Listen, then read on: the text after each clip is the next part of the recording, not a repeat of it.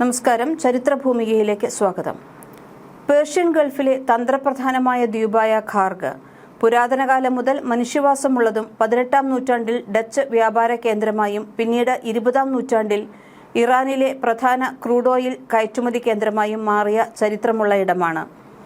പുരാതന അക്കിമെനീഡ് കാലം മുതൽ അറിവുള്ള ഈ ദ്വീപ് ആധുനിക കാലത്ത് ലോകത്തിലെ തന്നെ വലിയ ഓയിൽ ടെർമിനലുകളിൽ ഒന്നായി മാറി. ഇറാന്റെ എണ്ണ കയറ്റുമതിയുടെ 90% നടക്കുന്നത് ഈ തന്ത്രപ്രധാനമായ ദ്വീപ് വഴിയാണ്. അതുതന്നെയാണ് ഖാർഗിനെ സുപ്രധാന കേന്ദ്രമാക്കി മാറ്റുന്നതും. പേർഷ്യൻ ഉൾക്കടലിൽ കരയിൽ നിന്ന് 27 മൈൽ അകലെയുള്ള 5 മൈൽ നീളമുള്ള പവിഴ ദ്വീപാണ് ഖാർഗ്.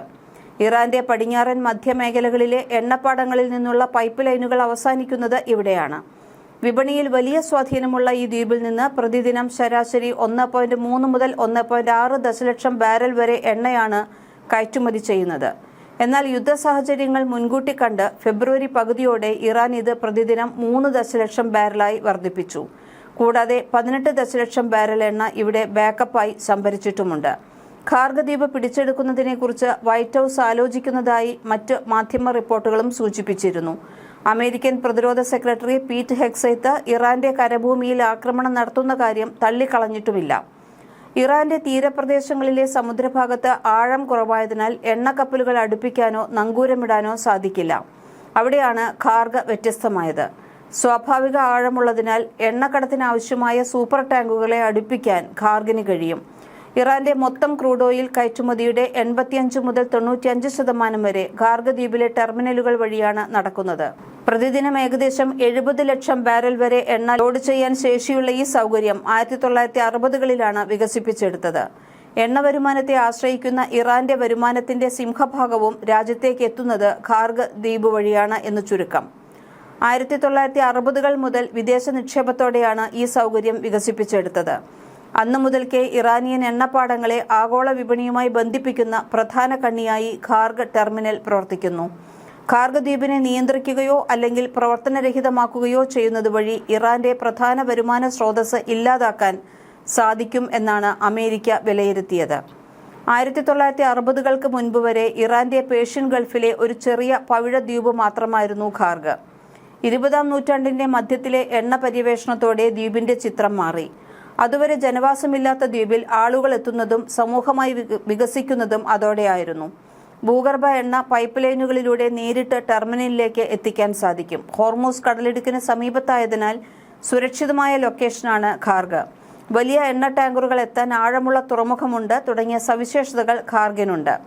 1950കളിലാണ് ഇറാന്റെ തെക്കൻ ഭൂപ്രദേശങ്ങളിലും പേർഷ്യൻ ഗൾഫിലും വൻതോതിലുള്ള എണ്ണപ്പാടങ്ങൾ കണ്ടെത്തിയത്. കയറ്റുമതി അടക്കമുള്ള സാധ്യതകൾ തെളിഞ്ഞതോടെ ഇറാന്റെ പ്രധാന എണ്ണ കയറ്റുമതി ടെർമിനലായി ഖാർഗിനെ തെരഞ്ഞെടുത്തു. 1950കളുടെ അവസാനത്തോടെ ഇറാനിലെ എണ്ണപ്പാടങ്ങളിൽ നിന്നുള്ള അസംസ്കൃത എണ്ണ കടലിനടിയിലുള്ള പൈപ്പ് ലൈനിലൂടെ ഖാർഗിലേക്ക് എത്തിക്കാനുള്ള സംവിധാനങ്ങൾ സജ്ജീകരിച്ചു. പിന്നാലെ പ്രധാനപ്പെട്ട എല്ലാ എണ്ണപ്പാടങ്ങളിലും ഈ സംവിധാനങ്ങൾ നടപ്പിലാക്കിയതോടെ ഖാർഗ് പ്രധാന ഓയിൽ ടെർമിനലായി വളർന്നു. ടെർമിനലുകൾ, സ്റ്റോറേജ് ടാങ്കുകൾ, ജെട്ടികൾ, ബെർത്തുകൾ, പിയറുകൾ എന്നിവ ഖാർഗിൽ പണികഴിപ്പിച്ചു. 1960നോടെ പ്രവർത്തനം പൂർണ്ണമായി. പ്രതിദിനം 3 മില്യൺ ബാരൽ വരെ ശേഷി ഉയർന്നു. 1970ലാണ് വൻ വിപുലീകരണം നടന്നത്. അതോടെ ലോകത്തിലെ രണ്ടാമത്തെ വലിയ ക്രൂഡ് ഓയിൽ എക്സ്പോർട്ട് ടെർമിനൽ ആയി ഖാർഗ് മാറി. സൗദി അറേബ്യയിലെ റാസ് തനൂറയാണ് ആദ്യ സ്ഥാനത്ത്. ഇറാഖ് യുദ്ധത്തിന് മുൻപ് ഇറാന്റെ എണ്ണ വരുമാനത്തിന്റെ നട്ടെല്ലായിരുന്നു ഖാർഗ് ടെർമിനൽ. എന്നാൽ യുദ്ധത്തിൽ വലിയ നാശനഷ്ടം നേരിടേണ്ടി വന്നു. 1986ൽ ടെർമിനൽ പൂർണ്ണമായി പ്രവർത്തനരഹിതമായി. ദാരിയസ് ഓയിൽ ഫീൽഡും നശിപ്പിക്കപ്പെട്ടു. ഒന്നിലേറെ തവണ ഇറാഖ് ഖാർഗിനുമേൽ ബോംബ് വർഷിച്ചിരുന്നു. പ്രവർത്തനം നിലച്ചതിനെ തുടർന്ന് ഇറാൻ താൽക്കാലികമായി ലവാൻ, സിറി ദ്വീപുകളിലേക്ക് എണ്ണ കയറ്റുമതി മാറ്റി. എങ്കിലും ഖാർഗിൽ നിന്ന് ചെറിയ തോതിൽ എണ്ണ ഇടപാട് നടത്തിയിരുന്നു. യുദ്ധം അവസാനിച്ചതിനു ശേഷം 1988ൽ ഖാർഗിൽ പുനർനിർമ്മാണം ആരംഭിച്ചു. പിന്നീട് ഇറാനിയൻ ഓയിൽ കമ്പനിക്കായിരുന്നു ഖാർഗ് ടെർമിനലിന്റെ നിയന്ത്രണം. 2009ൽ തന്നെ 950 മില്യൺ ബാരൽ ക്രൂഡ് എണ്ണ കയറ്റുമതി ഇവിടെ നടന്നിരുന്നു. 2020കളിൽ ടെർമിനലിന്റെ ശേഷി 70 ദശലക്ഷം ബാരലിലേക്ക് പ്രതിദിനം ഉയർന്നു. അതായത് ഒരേ സമയം 10 സൂപ്പർ ടാങ്കറുകൾ ലോഡ് ചെയ്യാൻ പറ്റുന്ന ശേഷിയാണ് ഇത്. 1950കളിലെ ഒരു പൈപ്പ് ലൈൻ പദ്ധതിയിൽ നിന്ന് ലോകോത്തര ടെർമിനലിനായി വളർന്നതാണ് ഈ ടെർമിനൽ. തകർക്കപ്പെട്ടെങ്കിലും പൂർവാധികം ശക്തിയോടെയാണ് ഇത് വികസിച്ചത്. കറുത്ത സ്വർണത്തിന്റെ കവാടമെന്ന വിശേഷണത്തോടെ ഇന്നും ഇറാന്റെ സാമ്പത്തിക തന്ത്രപ്രധാനമായ മേഖലയായി ഈ ദ്വീപ് തുടരുന്നു. ഇതിന്റെ ഏതെങ്കിലും തടസ്സം നേരിടുകയാണെങ്കിൽ ആഗോള എണ്ണവിലയെ വൻതോതിൽ ബാധിക്കുമെന്നതാണ് ഇതിന്റെ പ്രാധാന്യം. ഇറാന്റെ സാമ്പത്തിക മേഖലയുടെ നട്ടെല്ലായാണ് ഈ ദ്വീപിനെ വിലയിരുത്തുന്നത്. പക്ഷേ 8,000 ആൾക്കാർ മാത്രമേ ഇവിടെ ഇപ്പോൾ ഉള്ളൂ. ഇറാന്റെ അസംസ്കൃത എണ്ണ കയറ്റുമതിയോടെ ഏകദേശം 90% കൈകാര്യം ചെയ്യുന്നത് ഖാർഗ് ദ്വീപിലെ ടെർമിനലുകൾ വഴിയാണ്. ഇവയെ തകർത്താൽ യുദ്ധം തുടരാൻ ആവശ്യമായ പണമില്ലാതെ ഇറാൻ പെട്ടെന്ന് തകരുമെന്നാണ് US-ന്റെ കണക്കുകൂട്ടൽ. ഇറാന്റെ സാമ്പത്തിക നട്ടെല്ല് ഒടിക്കാൻ ഖാർഗ് ദ്വീപിന് നേരെയുള്ള നീക്കം ഫലം കാണുമെന്ന് പെന്റഗണിലെ മുൻ ഉപദേഷ്ടാവ് മൈക്കിൾ റൂബിൻ വാദിച്ചു. എണ്ണ വിൽക്കാൻ കഴിയാതെ വന്നാൽ ഇറാൻ ഭരണകൂടത്തിന്, സൈന്യത്തിനും ജീവനക്കാർക്കും ശമ്പളം നൽകാൻ പോലും കഴിയില്ല എന്നതാണ് അദ്ദേഹത്തിന്റെ പക്ഷം. മുൻപ് ഇറാന്റെ ഭൂരിഭാഗം എണ്ണയും ചൈനയിലേക്കാണ് പോയിരുന്നത്.